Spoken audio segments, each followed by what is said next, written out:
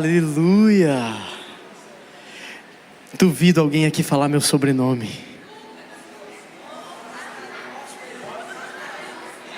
Nem minha mulher, que é casada comigo há 10 anos, fala direito, irmão. Hofstede. Em português é Hofstadter, né? Esses nomes alemães aí, não é fácil não. Aleluia, mas eu estou muito feliz de estar aqui com vocês. Eu falo um pouquinho mais baixo que o pastor, então se puder me dar um pouquinho mais de volume, obrigado. Pastor, eu gostei demais. Esse foi os recados mais incríveis que eu já vi. Rapaz, eu já viajei, olha, um bocado. Mas recado desse nível é só aqui na CIA mesmo, hein? Aleluia, aleluia. Olha, eu estou me sentindo aqui em casa, posso? De verdade? Eu estou me sentindo em casa. Eu acho que já é a 4ª vez que a gente está com vocês, eu acho, salvo engano. Vocês não enjoaram de nós ainda não, gente? Que tal a gente voltar ano que vem de novo? Eu creio, eu quero. Eu falei para o pastor Renato, para a pastora Adri, eu falei, não dá para ficar 2 anos sem vir aqui. Pelo menos uma vez por ano a gente tem que visitar vocês, sim ou não? Amém? Então tá selado na terra, tá ligado no céu. Obrigado, pastor Renato, pastora Adri, pastores dessa casa. É uma honra estar aqui. Nós sentimos muito honrados de estar aqui, de verdade. Eu estava lembrando da primeira vez que nós estivemos com vocês, que era num lugar, eu acho que era do tamanho desse palco, o prédio inteiro, bem menor, lotado, tinha gente sentada em cima do palco, gente sentada em cima de instrumento, era uma loucura. E agora a gente vê isso aqui que o Senhor está fazendo, cara. Glória a Deus, gente, glória a Deus pelo que o Senhor está fazendo aqui nessa igreja, nessa casa. E a minha oração é para que vocês não percam a essência que Ele colocou sobre vocês. Independente de prédio, independente de estrutura, independente de convidado, independente de conferência, independente de qualquer coisa, essa é uma igreja que ama Jesus e ama as pessoas, e vai continuar sendo assim, uma igreja que vai continuar amando Jesus, amando as pessoas, investindo naqueles que ninguém quer, amando aqueles que ninguém quer. E esse prédio ainda vai faltar espaço para aquilo que o Senhor vai fazer nessa igreja e nessa casa. Isso não é uma frase de efeito, nós estamos profetizando, porque nós estamos vendo uma geração que tem fome e sede da presença de Jesus. E deixa eu te falar uma coisa, as pessoas não vão vir aqui apenas porque é uma igreja conhecida, uma igreja que traz pessoas conhecidas, mas vão vir para cá porque é uma igreja que é cheia da presença de Jesus. Aleluia. Tem um aleluia aí ou não tem? Aleluia, aleluia. E se é para aplaudir, aplaude de verdade aí, irmão. Vamos lá. Eu fiquei sabendo, me corrijam se eu estiver errado, eu fiquei sabendo que amanhã é feriado aqui em Maringá, é verdade? Em outras palavras, eu fiquei sabendo que hoje nós teremos uma vigília aqui. Então abra sua Bíblia, você que está com fome e sede da palavra, abra sua Bíblia no livro de Atos.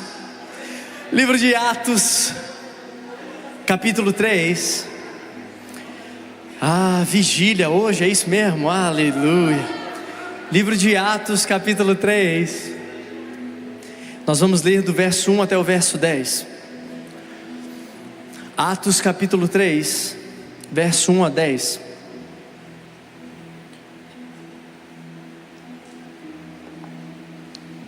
Atos, capítulo 3, versículos 1 a 10.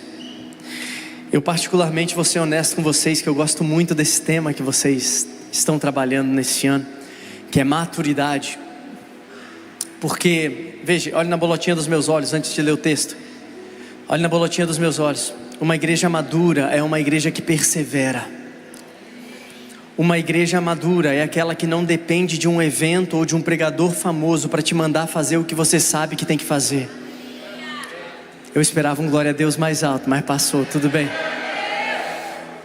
Uma igreja madura é uma igreja que tem fome e sede de Jesus, não no domingo, mas tem fome e sede de Jesus na segunda, e na terça, e na quarta, e na quinta, e na sexta, e no sábado. Ela ama vir no domingo, mas ela não depende de um domingo. Uau! Ela ama congregar, mas se por algum motivo ela não puder vir congregar, ela continua amando e vivendo na presença de Jesus. E é isso que nós vamos falar um pouquinho hoje. Atos, capítulo 3, versos 1 a 10. Eu queria que alguém lesse para mim, alguém que tem uma voz bem potente, assim, bem bonita. Quem pode vir aqui ler? Quem vem ler aqui para mim? Quem vem? Vem, Pedro? Vem. Atos 3, 1 a 10. Pedro e João subiam juntos ao templo, à hora da oração, a nona, e era trazido um varão que desde o ventre de sua mãe era coxo, o qual todos os dias punham à porta do templo chamada Formosa, para pedir esmola aos que entravam. Ele, vendo a Pedro e a João, que iam entrando no templo, pediu que lhe desse uma esmola. E Pedro, com João fitando os olhos nele, disse: olha para nós. E olhou para eles, esperando receber alguma coisa. E disse Pedro: não tenho prata nem ouro, mas o que eu tenho, isso te dou. Em nome de Jesus Cristo, Nazareno, levanta-te e anda. E tomando pela mão direita, o levantou, e logo seus pés e tornozelos firmaram. E saltando ele, pôs-se em pé, e andou e entrou com eles no templo, andando e saltando e louvando a Deus. E todo o povo o viu andar e louvando a Deus. E conheciam-no, pois ele era o que se assentava a pedir esmola à porta formosa do templo. E ficaram cheios pasmos e assombro pelo que lhe acontecera. Um aplauso a Jesus. Maravilhoso. O texto que o Pedro leu pra gente, Moisés, tá um pouco antes na Bíblia, né? O texto que Moisés leu pra gente é um texto que é precioso, porque veja, olha na bolotinha dos meus olhos. É possível ligar as luzes para eu ver vocês? Eu queria ver vocês, tem como? Acender aqui melhor para eu ver vocês? É possível ou não? Sim? Consigo ver vocês melhor ou não? Tá meio escurinho? Pede para alguém que eu não sei quem é. Luan, chamando Luan, é isso? Luan, liga a luz, Luan. Aí tá bom, Luan, obrigado, Luan. O texto que nós lemos é lindo porque veja, deixa eu te falar algo. A igreja aqui, ela está, nesse momento que nós lemos, ela está num momento de uma grande expansão. Olha na bolotinha dos meus olhos, não deixa nada tirar sua atenção. Eu prometo que eu vou ser breve, mas eu queria sua atenção total aqui comigo. Eu tenho? Tenho? Sim ou não? Não? Não? Sim, então tá bom, vamos lá. O texto que nós lemos é o seguinte: Pedro e João. Eu preciso de um Pedro e de um João aqui. Eu sempre gosto de usar pessoas. Vem cá, você sobe aqui. Pedro e João. Tá ótimo. Perfeito, meu amor. Gente, antes de eu continuar aqui, eu esqueci de apresentar a nossa galera, né? Eu esqueci de apresentar a nossa equipe. Deixa eu apresentar rapidamente. Irmãos, olhem para essa moça linda do teclado. Ela é minha esposa, a Rebeca. Cadê os solteiros aqui? Levante sua mão bem alto. Olhe para um outro que está com a mão levantada e fale assim: se ele conseguiu, você também vai conseguir. Vai. Deixa Deus te usar. Eu recebo. Olha aqui, temos um crente. Eu recebo. Aqui na guitarra estava conosco o Lucas, que está ali. No baixo estava conosco o Murbach, que estava ali. E na batera está conosco o Kevin. Todos eles fazem parte da nossa igreja lá de Londrina. E nós viemos com a nossa igreja servir a igreja de vocês. Aleluia. Agora vamos lá, que eu tenho pouco tempo. Até que hora eu tenho? O quê? 3 da manhã? O quê? 6 da manhã? Quem falou isso? Para. Pedro e João, vem cá, Pedro e João juntos. Pedro e João, quem são esses aqui, gente? Pedro e João. O texto que nós lemos fala que então Pedro e João, eles estavam indo para onde? Para o templo. E eu acho isso lindo, porque hoje nós temos pessoas, e eu quero que você olhe na bolotinha dos meus olhos. Hoje nós temos pessoas que falam que não precisa mais congregar no templo, porque isso era coisa antigo testamentária. Deixa eu te falar uma coisa: o culto nas casas, ele não substitui o culto no templo, e o culto no templo não substitui o culto nas casas. Na verdade, o culto nas casas complementa o culto no templo, e o culto no templo complementa o culto nas casas. Obrigado por 2 aleluias. Porque eu sinto que eu vim nessa noite profeticamente não pregar para Maringá, mas pregar para o Brasil. Essa é uma igreja que representa o Brasil, irmãos. E eu vou te falar uma coisa: o Brasil vai ouvir do que o Senhor já está ouvindo, mas vai ouvir mais do que o Senhor está fazendo aqui em vocês e através de vocês. É por isso que nessa noite eu me sinto num papel profético, e eu peço que você não se escandalize comigo, irmão, porque talvez eu vou falar algo que vai te deixar meio mas é assim que Deus me usa, e eu te peço que você me ame, por favor. Pega ele, Jesus, aleluia. Esses discípulos, irmãos, para te contextualizar, antes desse texto que nós acabamos de ler, que Moisés acabou de ler para nós, sabe o que está acontecendo com a igreja? Jesus havia morrido e ressuscitado, passado alguns dias com os discípulos, e quando Jesus sobe, desce quem? O Espírito Santo. E quando o Espírito Santo desce, é aquela loucura, é gente falando em língua que nunca ouviu, é gente falando em língua materna, dos avós, dos tataravós, é gente curada, é gente restaurada, é cego começando a ver, é surdo começando a ouvir. E eu te digo mais, esse homem aqui, Pedro, havia acabado de dar um discurso que quase 3.000 pessoas se converteram e foram batizadas. Agora você imagina, se num culto aqui 3.000 pessoas se convertessem e fossem batizadas, como é que você sairia desse culto? Cheio de fé, sim ou não? Cuspindo fogo, sim ou não? E é assim que esses dois estão. Eles estão pegando fogo, meu irmão. E a loucura é que até esse momento estava acontecendo as coisas dentro das casas. Era dentro de casa, era gente vendendo casa para complementar a renda de outros que estavam passando fome. Era uma loucura acontecendo, era um avivamento, revival. Era um avivamento acontecendo. Eram pessoas que nunca tinham tido um encontro com Jesus, do nada se desfazendo do seu passado inteiro para começar a viver uma vida com Ele. Era essa a atmosfera. E aí, no meio dessa loucura, esse homem acabou de ganhar 3 almas para Cristo. Uau! Cadê o aleluia, igreja? Quase 3 almas para Cristo. Mas depois disso, a palavra fala que ele vai para onde? Para o templo. E quando ele vai para o templo, ele encontra um coxo. Cadê um coxo? Quem vai fazer o coxo? Não, peraí, tem que ser um homem, porque vai ter que ter 40 anos. Quem tem 40 anos aqui? Não, mas ele não vai ser o coxo, não vou fazer essa maldade com ele, não. Pastor Renato, vem você, vem coxo. Você bota um pouquinho para trás para mim.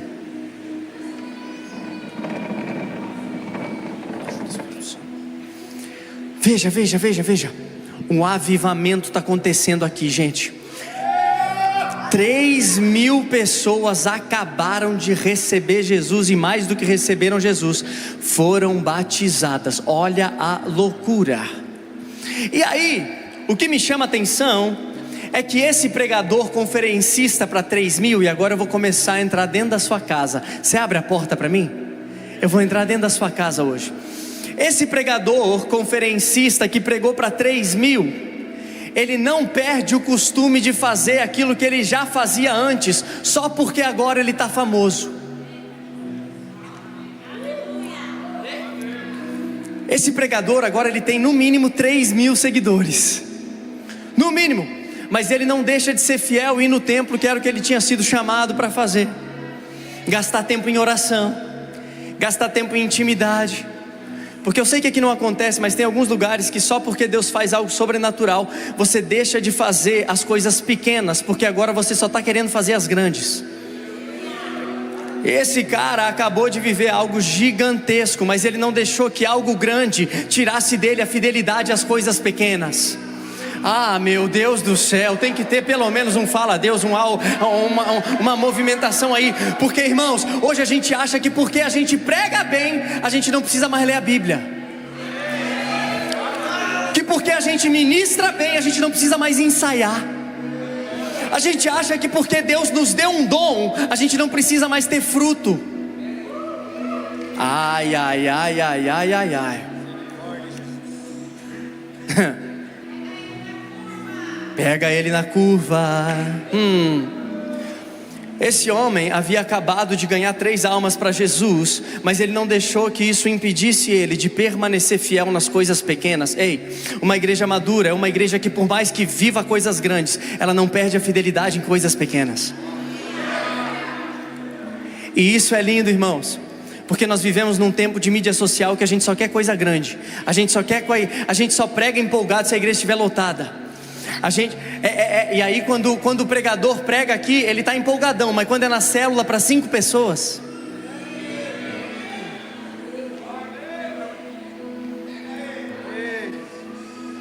oh Senhor, conta comigo, mas conta comigo no culto de domingo cheio. E às vezes o Senhor está tratando você e tentando desenvolver uma maturidade, fazendo você servir lá naquela célula que é no meio do bairro terrível que ninguém quer ir. A minha pergunta é: será que com a mesma empolgação que você faz aqui, você faz lá? Porque se não for, tem alguma coisa errada. Sua motivação não está no serviço, está na recompensa.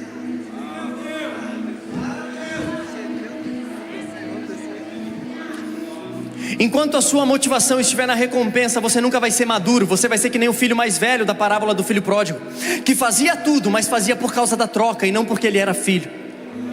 Que fazia tudo, mas fazia por causa da recompensa e não por causa da identidade. E esse tipo de gente é o tipo de gente que olha para Deus usar o outro e acha que não merece. Ah, mas eu oro mais, mas eu jejuo mais. Por que é que o Senhor está usando aquele pequenininho? Talvez porque ele está sendo fiel onde você deixou de ser.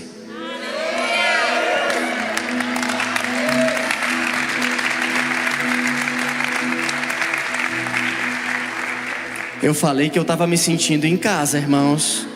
Tem certeza? Posso continuar? Não tá chato, não? Então tá bom. Aí o que acontece? Esses 2 homens, agora eles vão. Acabou de ganhar 3.000 negros para Jesus, rapaz. Meu Deus do céu. 3.000 almas para Cristo. Porém, nós temos um aleijado. Se abaixa aí, aleijado.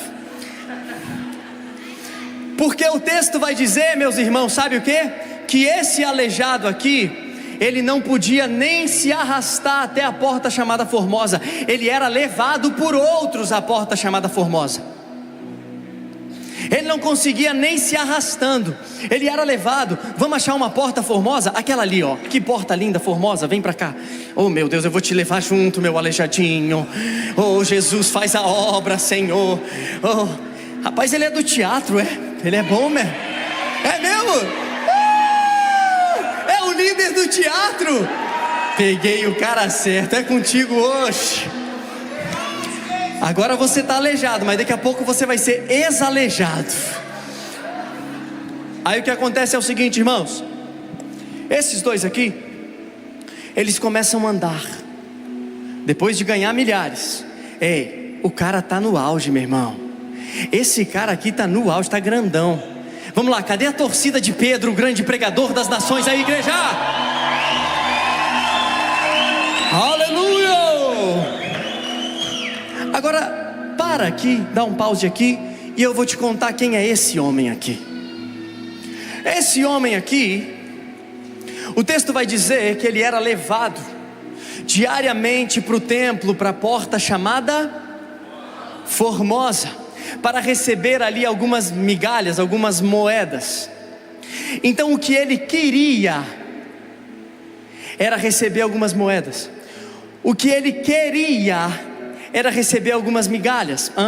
E eu vou te dar um dado que vai te deixar chocado, porque esse homem, ele era levado todos os dias na porta chamada Formosa. Eu não sei se você sabia, mas contexto antigo testamentário é o seguinte: quando alguém nascia com alguma deformidade, ou nascia com algum problema de saúde, isso era considerado que era consequência dos pecados dele ou dos pais dele. É por isso, olhe na bolotinha dos meus olhos, é por isso que esse homem não está dentro do templo, mas ele está fale comigo, é por isso que esse homem não está dentro do templo, mas ele está onde, igreja? Na porta. E o texto faz questão de dizer que não é qualquer porta, é a porta chamada Formosa. E por que que isso é interessante, Matt? Porque para a sociedade da época, esse cara não vale nada. Eu vou te dar um contexto que vai te deixar maluco. Alguns religiosos ao extremo da época, quando encostavam em pessoas como essas, sabe o que eles faziam depois? Se lavavam, porque era como se eles tivessem encostado em um porco. Agora você imagina como esse homem está se sentindo. E para piorar, na época as estradas eram todas de terra, e ele está onde? No chão. Agora você já imaginou as pessoas passando por ele, entrando no templo, e o pó subindo na cara dele? Esse homem, além de ser um imprestável, ele estava imundo, sujo, rechaçado da sociedade, diminuído ao extremo.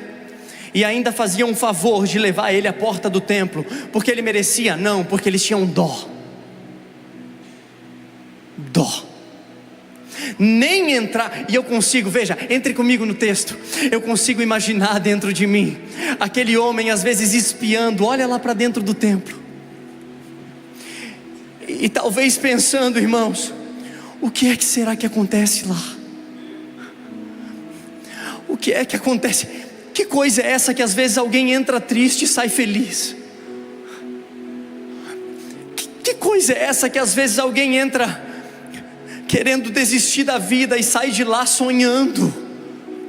O que é que será que acontece lá dentro? Que pessoas destruídas saem de lá renovadas? Que presença é essa? Que avivamento é esse? Que pessoas entram no templo de uma forma, mas saem de lá de outra forma.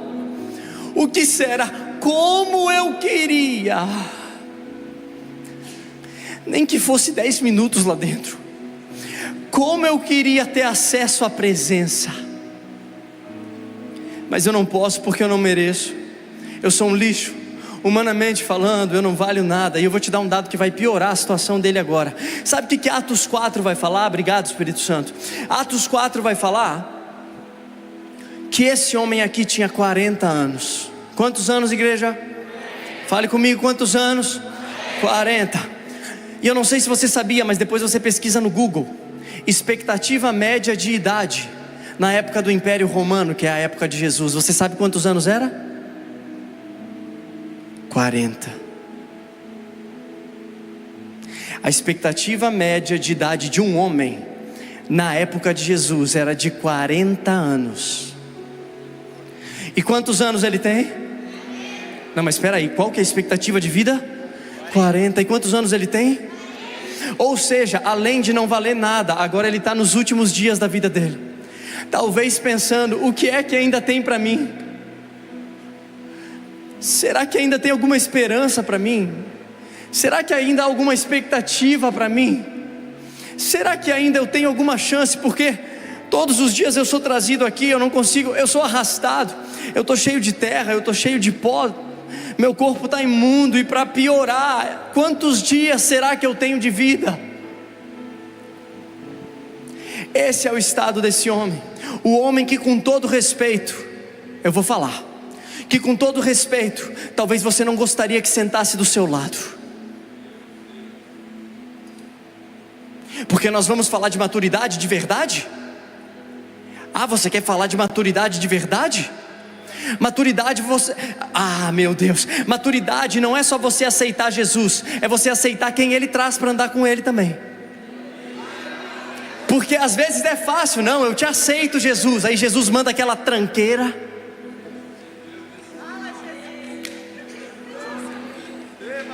Ô Jesus, eu te aceito, mas esses teus amigos, Jesus, tá difícil de aceitar. Ô Jesus, eu quero a tua presença, mas a presença desses imprestáveis, de verdade, é o tipo de gente que a gente passa na rua e olha para o outro lado. É esse tipo de gente que está aqui, que não vale nada. E eu consigo imaginar esse homem, por ser muito humilhado, sempre olhando para baixo. Está ensaiado o negócio aqui, meus irmãos. Esse homem sempre olhando para baixo. Por quê? Porque ninguém valorizava ele. Ninguém. De verdade, gente, quando a gente é humilhado, qual que é uma das primeiras coisas que a gente faz? É ou não é? Agora você sendo humilhado um dia faz isso. Imagina ele sendo humilhado 40 anos. Eu sendo humilhado um dia, eu fico cabisbaixo. Imagina ele 40 anos de humilhação. Mas o texto diz que então Pedro e João, indo para o templo na hora da oração, conversando, eles passam pela porta formosa e eles encontram um aleijado, um coxo. Eles encontram um aleijado, um coxo. E sabe o que o texto vai dizer, irmãos? E eu já preciso ir encerrando.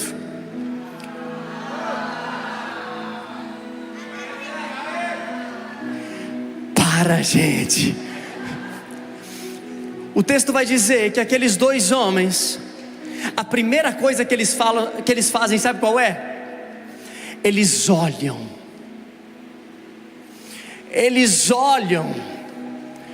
para aquele aleijado que estava na porta do templo. Ei, nem acesso à presença ele tinha, ele estava na porta. E o que toca o meu coração aqui, para a gente começar a aprofundar um pouquinho, é que Pedro, com a mesma ousadia que ele prega para 3.000, ele olha para um aleijado que não valia nada.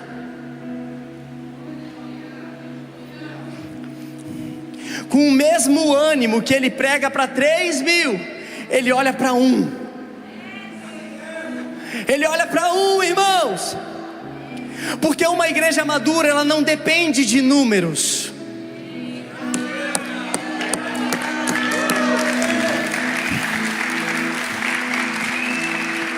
Porque a minha e a sua Bíblia dizem que onde há um coração contrito e quebrantado, esse o Senhor jamais desprezará.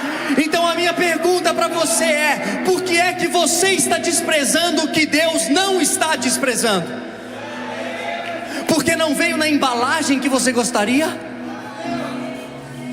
Porque para pregar para 3.000 a gente quer, e para estender a mão para o aleijado, para pregar para 3.000, usa-me. Mas para pregar para o aleijado, usa o meu irmão.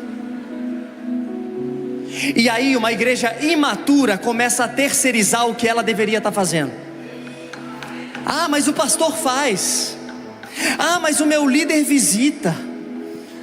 Ah, não, mas o diácono vai fazer, o presbítero vai fazer. Irmão, isso aqui não é uma empresa, isso aqui é uma casa, uma família. Numa empresa você paga alguém para fazer algo. Numa família você vê a necessidade, você vai e faz. Se esses homens pensassem como funcionários, como empresa, eles jamais iam olhar para aquele. Eles iam pregar para os 3.000, mas para o desprezado não.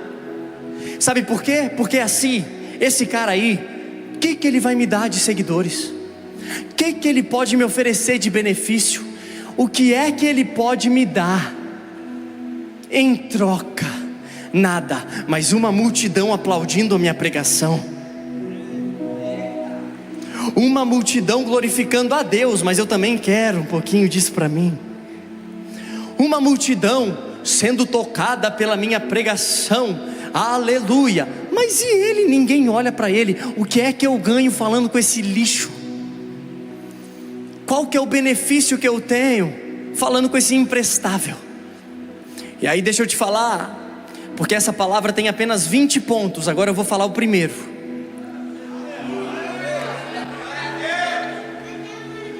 Não, brincadeira, é só 3 pontos, irmão, só 3. Batista, tem que ter 3 pontos. Veja, A primeira coisa que Pedro e João fazem quando eles entram a caminho do templo, encontram esse aleijado, a primeira coisa, diga comigo, a primeira coisa. Não, diz de verdade, a primeira coisa. A primeira coisa é que eles olham para esse homem e falam o seguinte: esse cara está olhando para baixo, ele está cheio de pó nele, sendo cuspido, sendo pisado, só ele sabe o que ele passou. Mas uma igreja madura, me escute, uma igreja madura faz o seguinte: olha para nós. Peraí. Ele estava olhando para onde? Para baixo. Mas quando uma igreja madura encontra um desses, ela olha para ele e fala o seguinte: olha para nós. Qual que é a perspectiva que ele tinha até eles chegarem? Mas quando uma igreja madura chega no lugar, quando um homem e uma mulher maduras, veja, maturidade eu não estou falando sobre idade, eu estou falando sobre obediência. Eu vou repetir. Talvez você entende que maturidade tem a ver com a sua idade. Maturidade não tem a ver com a sua idade. Maturidade tem a ver com a sua obediência. Porque quanto mais você obedece, um novo nível de glória é estabelecido. Aí você obedece novamente, aí o Senhor te coloca em outro nível de glória. E aí, como Paulo diz, você vai caminhando de ano em ano? Não. Você vai caminhando de idade em idade? Não. Você vai caminhando de glória em glória, de glória em glória, amadurecendo de glória em glória, de glória em glória. E você vai amadurecendo não pelos anos, mas pela submissão. Não pelos anos, mas pelo perdão que você libera e te amadurece. Mas ele não merece, e você merece, irmão. Não pelos anos, mas por aquilo que você abre mão pelo Senhor. Isso te traz muito maturidade, muito mais maturidade. Uma igreja madura é aquela que vai pregar para os 3.000, mas não vai desprezar o aleijado. Porque uma igreja madura também não fica assim: não, agora é só o aleijado, e uma multidão passando fome, uma multidão precisando de Deus. Não, agora é só o aleijado, não. Uma multidão precisa de Deus, e um aleijado também precisa de Deus. Mas a igreja madura, ela tem a mesma motivação. Se é para pregar para 15.000 e para um, se é para pregar numa conferência de um estádio cheio, eu estou pulando. Mas se é para pregar para um, eu estou pulando também. Porque uma igreja madura não depende de uma audiência. Ela sabe que ela está em frente de uma audiência de 3 pessoas: Deus Pai, Deus Filho e Deus Espírito Santo. E se é para agradar Ele, meu irmão, eu faço muito mais do que para agradar alguém nessa terra. Agora, encerrando isso aqui, quando ele olha para cá, ele fala: olha para nós. E esse homem que estava olhando para baixo, olhem todos para ele. Ele está olhando para baixo, mas quando esse aqui, Pedro, João, olham para ele e falam: olha para nós, ele muda a perspectiva. Porque o primeiro ponto da nossa noite é: uma igreja madura muda a perspectiva daqueles que têm um encontro com ela.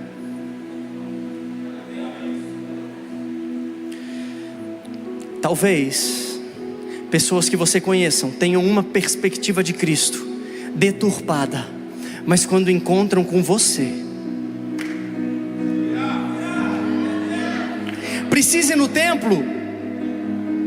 Pode ir no templo, mas precisa. Não, eu só me movo no profético no templo. Então você está com um grande problema, porque o céu não vai ser um templo, vai ser uma grande casa. Se você se move no profético só no templo e não está se movendo na sua casa, tenho más notícias para você, meu irmão. Você ainda está dependendo de uma multidão, você ainda está dependendo de uma plateia. Mas aqueles homens, eles olham para ele e mudam a perspectiva dele. Enquanto ele estava com uma perspectiva, agora ele já está olhando, até está rindo já.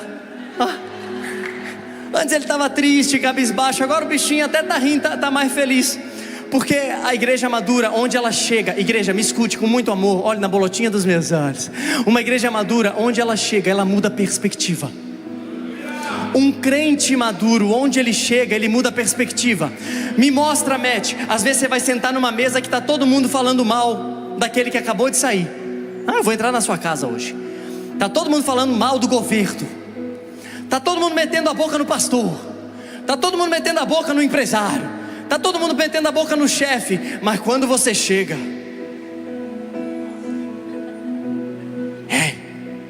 a perspectiva precisa mudar.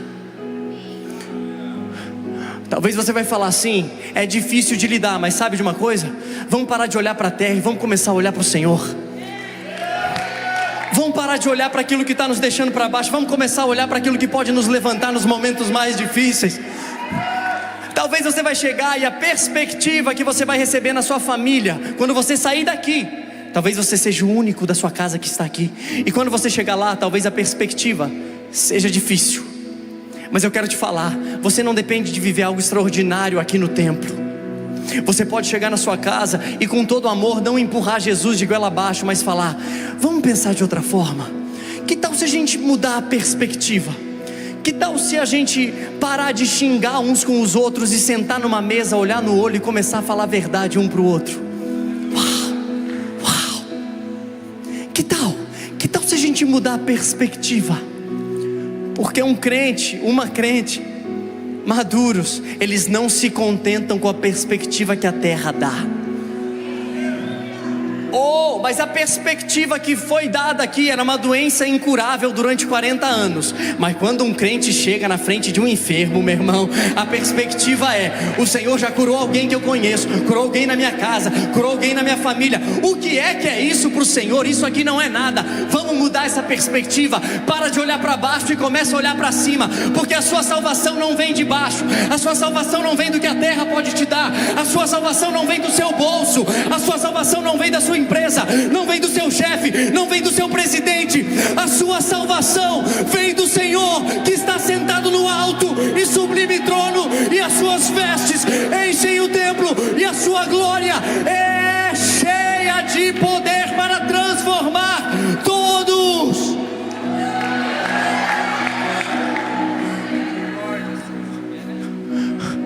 Mude a perspectiva. Não terceirize, é você. Eu estou falando com você. Mude a perspectiva. Mas a perspectiva é de um câncer incurável. Comece a orar e pedir a perspectiva do céu e não da terra. Mas a perspectiva é que a economia está terrível. Comece a orar e pedir para o Senhor: Senhor, eu não quero depender de uma economia terrena. Eu sei que o Senhor é o dono do ouro e da prata, e a minha dependência está em Ti. O primeiro ponto que uma igreja madura faz é mudar fala de verdade, irmão. É mudar Então faz um favor, olhe na bolotinha do olho da pessoa que está do seu lado e fale assim: mude a sua perspectiva, meu irmão. Agora olha para a pessoa do outro lado que você ignorou primeiro. Olhe para ela e fale: mude a sua perspectiva, minha irmã. Mude a sua perspectiva, meu irmão. Muda. Mas todo mundo é assim, você não. Mas todo mundo, você não. Muda a perspectiva. E aqui eles estão falando: olha para nós, mudando a perspectiva dele. E agora esse homem já está com outra perspectiva. Sabe qual que é a perspectiva que está talvez no coração dele? Será que eles vão me dar o que eu quero? Olhe na bolotinha dos meus olhos. Será que esses homens vão me dar o que eu quero? Essa é a perspectiva que ele dá, porque todo mundo despreza. Agora alguém chamou ele e pediu para olhar. A perspectiva é: será que eu vou receber aquilo que eu quero? Mas deixa eu te falar uma coisa. O que é que esse homem precisava? O que é que esse homem queria? O que ele queria, irmãos? Ele queria o que, igreja? Dinheiro. Ele queria dinheiro, era isso que ele queria. Porém não era isso que ele precisava. Tem um lá do fundo vindo. Porque uma igreja madura, isso é pancada, eu vou bater mesmo, com muito amor e carinho. E chamem a gente ano que vem, não esqueça da gente não, por favor. Aleluia. Deixa eu te falar uma coisa. Uma igreja madura, ela não se move por aquilo que ela quer, mas por aquilo que ela precisa. E nem sempre aquilo que você quer é que o Senhor quer te dar. E nem sempre aquilo que você quer é o que você precisa. E eu vou agora entrar com os dois pés na sua casa, sabe por quê? Porque talvez você pensa que você quer uma casa nova, mas o que você precisa é de um lar.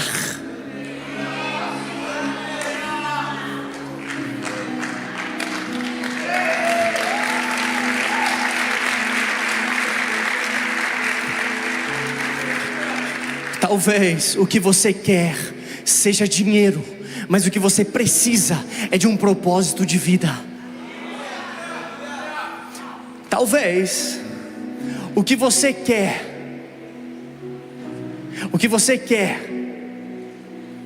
seja virar um empresário, mas o que você precisa para quebrar esse teu coração orgulhoso é virar um missionário.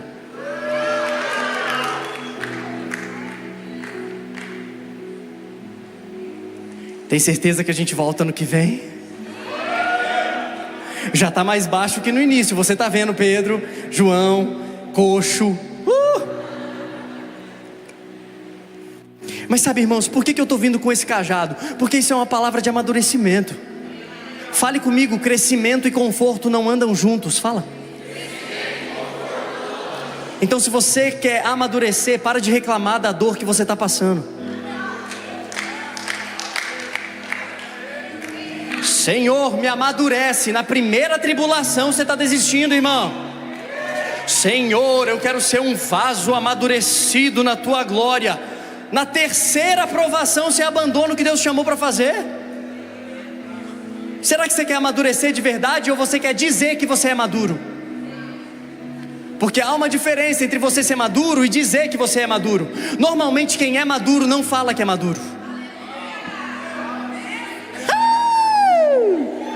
Mas quem não é, fica o tempo inteiro querendo provar. Tá vendo como eu sei? Eu já tenho 30 anos de caminhada de evangelho, você só tem 10. Quem é você? Quem é você? Eu já vou para o templo há 15 anos, eu já tenho minha cadeira cativa. Quem é você que nem entra no templo? Essa é uma igreja imatura. Uma igreja que não está olhando como Deus está olhando. E aí a grande verdade, irmãos, vocês estão me empolgando, eu estou continuando pregando aqui, irmãos. Olha, não reclama depois, hein? Aí, quando eles mudam a perspectiva desse homem, porque o primeiro papel de uma igreja madura é mudar o quê? Fala de verdade, gente. O primeiro papel de uma igreja madura é mudar o quê? Perspectiva. Então mudou a perspectiva já. Agora a segunda coisa que ele faz, olha, no caminho para a segunda coisa, ele olha para aquele homem e fala: olha para nós, mudou a perspectiva. Aí ele fala o seguinte: eu não tenho ouro. Eu não tenho ouro. E eu não tenho prata. E eu não tenho prata. Traduzindo, eu não tenho o que você quer.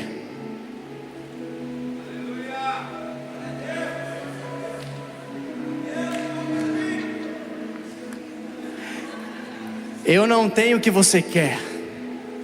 O que você quer eu não tenho.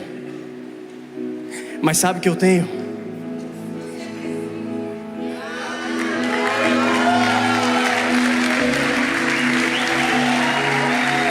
Eu tenho o que você precisa e nem sabe ainda que precisa.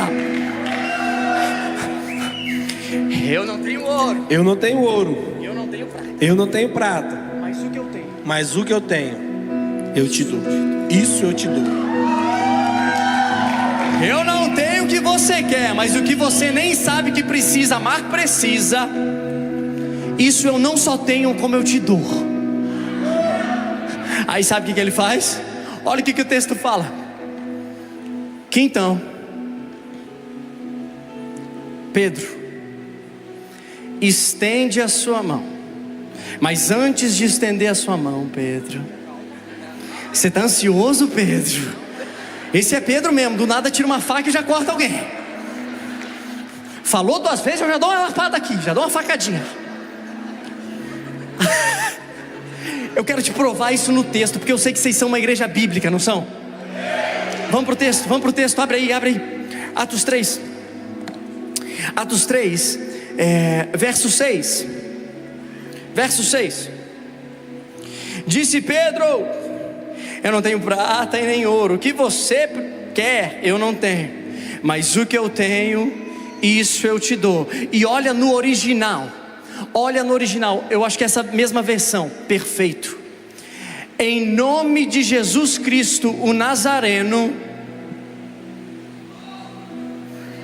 O que diz aqui, irmãos? O que diz ali? Você percebe que no original, e essa versão se assemelha bem, não está escrito levanta e anda. Opa, será que tem um mistério aí? Por que, Matt? Não está escrito. Vai, como se você quisesse saber. Pergunta aí, por que, Matt? Você quer saber mesmo? Então na conferência do ano que vem, se vocês nos chamar, eu vou falar. Vamos lá, eu tô em casa demais. Eu acho que eu não deveria estar tão em casa assim, né, meu amor? Ah, meu Deus do céu. Veja. O texto no original fala: em nome de Jesus Cristo, o Nazareno, anda. Não fala levanta e anda. Mas espera aí, quando Jesus curava as pessoas, ele falava o quê? Levanta e anda. E por que é que agora Pedro só está falando anda? Espera aí, Pedro aprendeu direto com quem, igreja? Com Jesus. E por que é que Jesus falava levanta e anda para os aleijados e para os coxos, mas Pedro não está falando levanta e anda, só está falando anda? Por quê?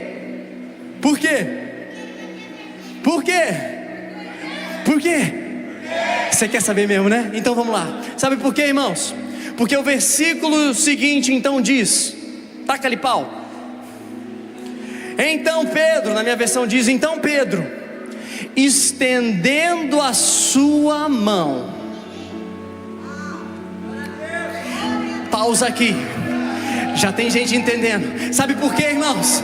Sabe por quê? Prepara para o glória agora. Prepara para o glória de verdade. Até tira o cinto que está te prendendo nessa cadeira aí, que você vai dar um glória agora daqueles. Você vai jogar essa cadeira. Não jogue essa cadeira para cima, mas você vai se manifestar de verdade. Sabe por quê, irmãos? Porque o segundo papel de uma igreja madura, o primeiro é mudar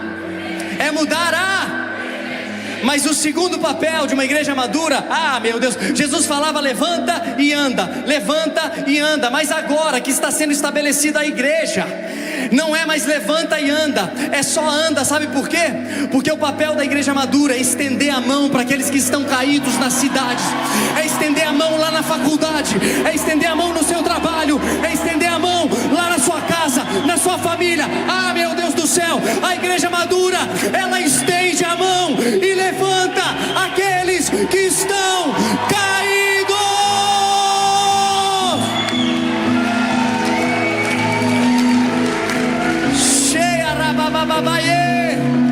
É isso, irmãos. É isso que uma igreja madura faz. Ela estende a mão. Agora olhem da bolotinha dos meus olhos, porque com essa glória vai levar uma pancada. A igreja madura não aponta o dedo, ela estende a mão.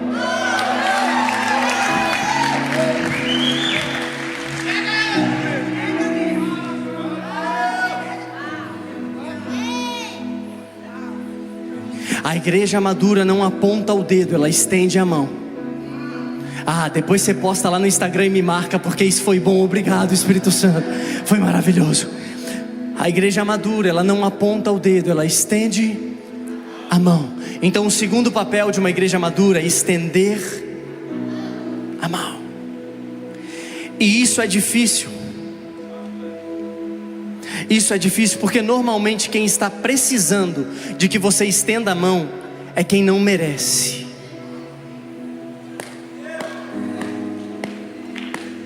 Mas tem alguém que numa cruz do Calvário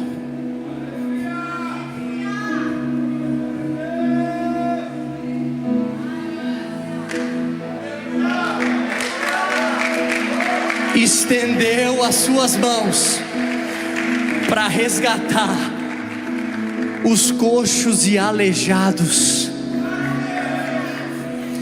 para resgatar aqueles que não valem nada, aqueles que vivem na lama, aqueles que não merecem, aqueles que são um lixo.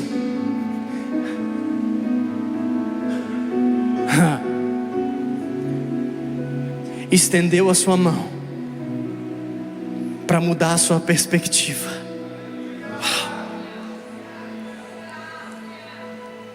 aí o texto termina dizendo, vamos ao texto.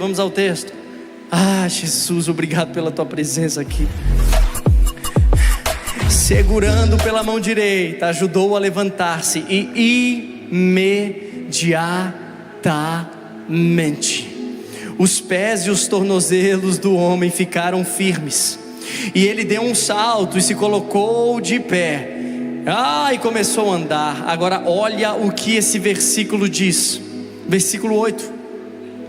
Depois, e agora é o terceiro ponto, gente. Agora vai terminar de verdade. Primeira coisa que é o papel de uma igreja madura é o quê? Mudar Esse é o segundo, mas você foi bem. O segundo ponto é estender a mão, muito bem. Então o primeiro ponto é mudar a perspectiva. O segundo é estender a mão. Mas olha o terceiro. Quando esse homem, vamos voltar a essa cena que está maravilhosa. Vem para a porta aqui chamada Formosa. Agora você descura, vira coxo de novo. Descura. Você descura agora, vira coxo de novo. Então o texto diz que Pedro e João para cá, vamos lá, que agora vai ser a completude. Indo para o templo, viram esse homem, esse coxo, esse que não merecia nada caído. Eles olham para ele e falam: olha para nós. Eles mudam a perspectiva desse homem. E não bastando isso, eles estendem a sua mão. E eles levantam aquele homem que estava caído. E sabe o que o texto continua dizendo? Que então aquele homem foi e saiu para sua casa. Não. Então aquele homem foi e ele saiu para comemorar com os amigos. Não, então aquele homem se levantou e foi ficar sozinho no deserto. Não, então aquele homem se levantou e foi para onde? Para onde? Para fala de verdade, irmão, para onde?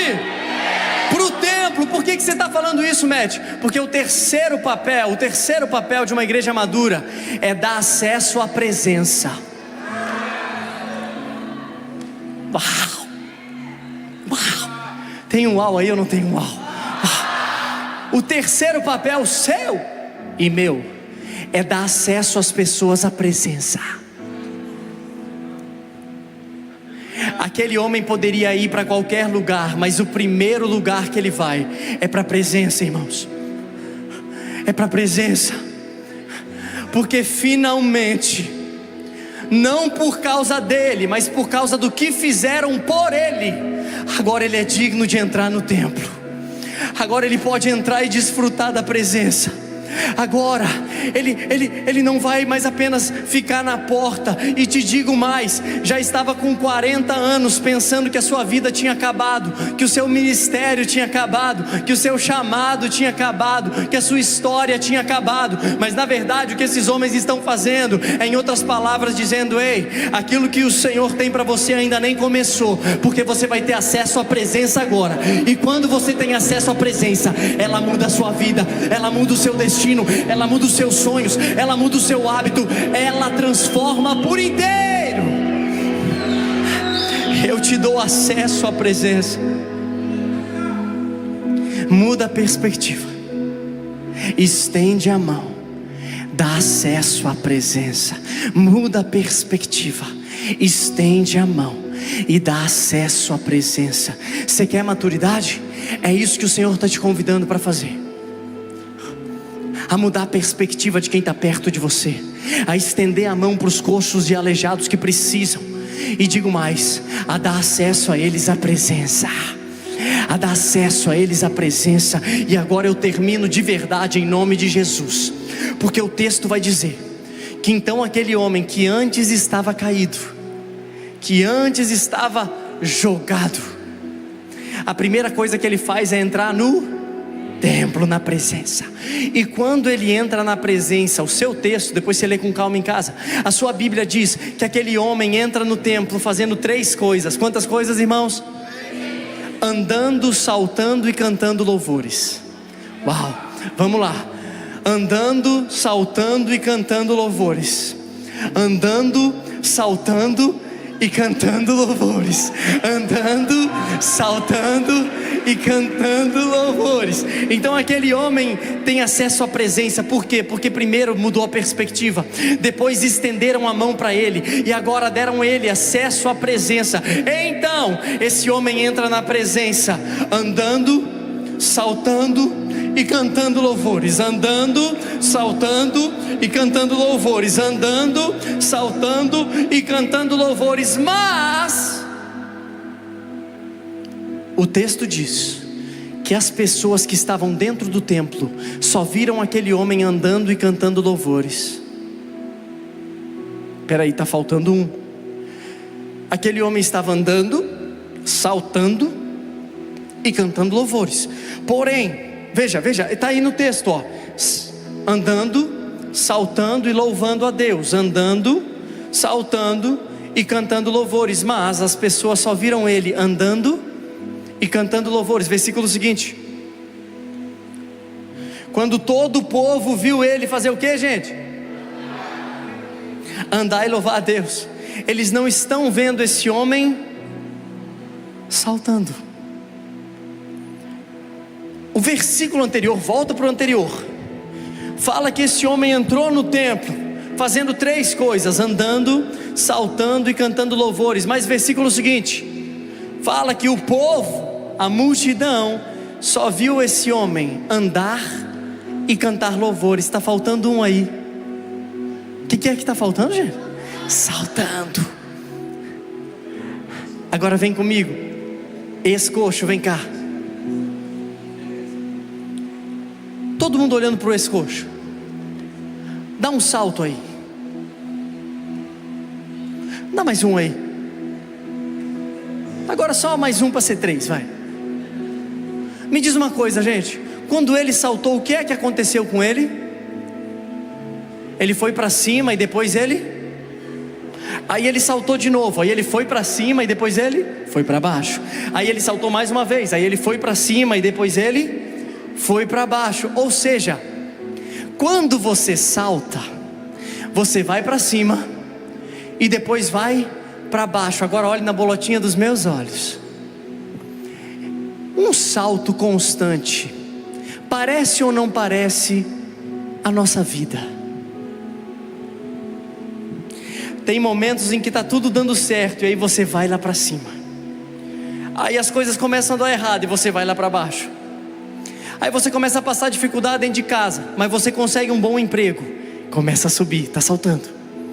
Mas aí você perde esse emprego porque a economia está ruim, lockdown, lá embaixo. Mas aí depois as coisas melhoram, você consegue um emprego e aí você está lá em cima de novo. E aí você descobre uma doença incurável na família, lá embaixo. Aí você começa a orar e pedir ao Senhor, e o Senhor vem e cura, lá em cima de novo. Aí quando você está lá em cima, você perde o seu desenvolvimento ministerial. Você estava indo bem no ministério, mas começa a dar ruim, lá embaixo de novo. Mas aí o Senhor começa a te restaurar, te usar, te levantar, e aí você começa a fluir novamente ministerialmente, lá em cima de novo. Gente, fala para mim, é ou não é a nossa vida isso? Sim ou não, gente? Essa é a nossa vida. Às vezes, irmãos, eu vou falar de mim. No dia 7 de agosto de 2024, eu estava tendo um dia maravilhoso. E aí a minha esposa foi tomar um medicamento simples na veia. E eu entrei saltando, eu estava ótimo. A gente estava ótimo. Em casa estava bem, ministério estava bem, sustento, provisão no Senhor. A gente estava, uau, glória a Deus, Senhor, pelo que o Senhor está fazendo nas nossas vidas. E aí quando começou a tomar a medicação, estava tudo bem, foram quase 2 horas. Mas no final disso, o pé dela começou a inchar, e a gente começou a achar estranho. E eu falei, amor, a gente precisa passar aqui na emergência. E ela, não, vamos para casa, tá tudo bem, vai passar. Eu falei, amor, não, a gente precisa ir para a emergência. E quando a gente chegou na emergência, irmãos, foi o tempo que a gente conseguiu descer do 7º andar do hospital para o 3º, ou o 2º, que ficava a emergência. Quando a gente chegou lá, ela já estava infartando, e ela teve um infarto agudo do miocárdio do nada. Ela passou aquela noite na UTI. E o médico nos falou que o quadro dela só estava piorando. Nas primeiras 4 horas, que são as horas mais importantes de um infarto agudo do miocárdio, ela só estava... E do momento alto, eu fui lá para baixo.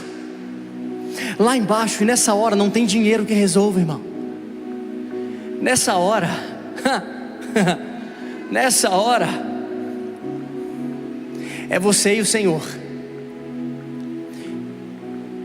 E a gente sentiu o Senhor segurando na nossa mão, literalmente. E aquela noite a gente passou na UTI. E depois, eu posso terminar essa história ou tá chata?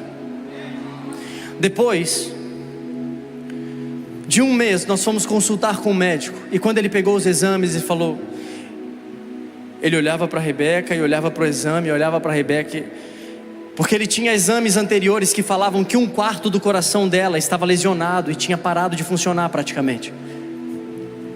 Mas quando ele olhou aquele novo exame, era muito interessante, porque ele ficava olhando aquilo e meio assustado. E ele falou, olha, eu vou te falar uma coisa, eu já atendi muita gente, eu trato o coração de muita gente, de atletas.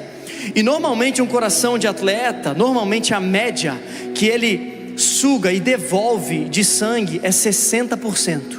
Então de tudo que ele suga, ele devolve 60%. Isso é um coração bom, saudável, ótimo. Menos que isso é perigoso. Se sugar e devolver 40, perigoso. Menos de 60 já é complicado. Mas o seu coração está sugando e devolvendo 74. E a gente já começou a ficar empolgado.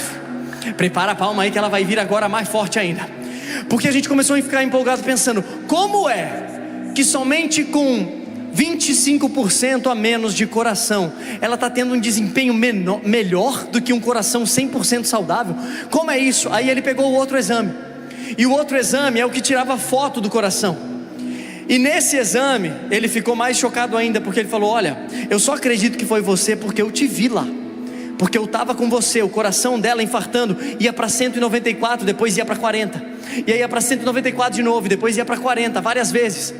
E aí aquela loucura acontecendo. Mas um mês depois, quando ele olha para aquele exame, ele fala, olha, eu não sei como isso aconteceu, mas normalmente quando há uma... Se tiver algum médico aqui pode atestar isso. Normalmente quando o coração sofre algo assim, fica uma marca, uma cicatriz. Porém, no exame do coração dela,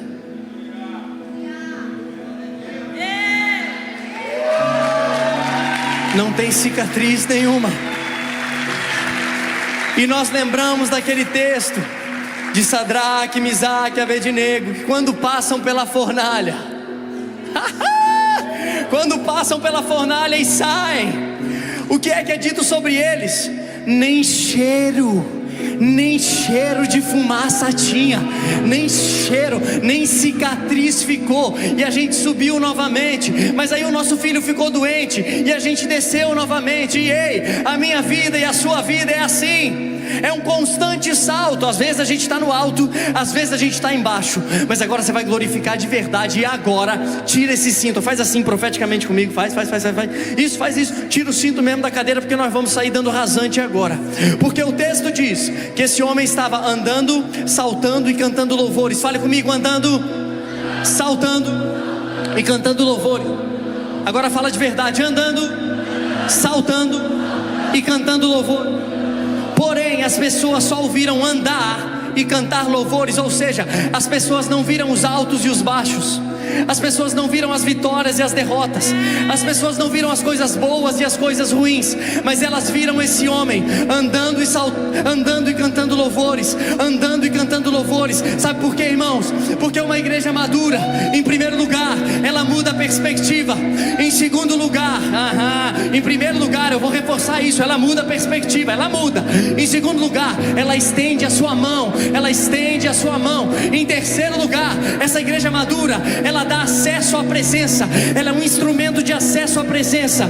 Mas em último lugar, essa igreja madura, independente se está tudo bem ou tudo mal, independente se ela está sorrindo ou chorando, independente se as coisas estão funcionando ou não, independente se ela está acertando ou errando, independente se deu certo ou deu errado, independente se está com dinheiro ou sem dinheiro, independente, ela não é conhecida como igreja que salta, que é inconstante, não, mas ela é conhecida como uma igreja que no meio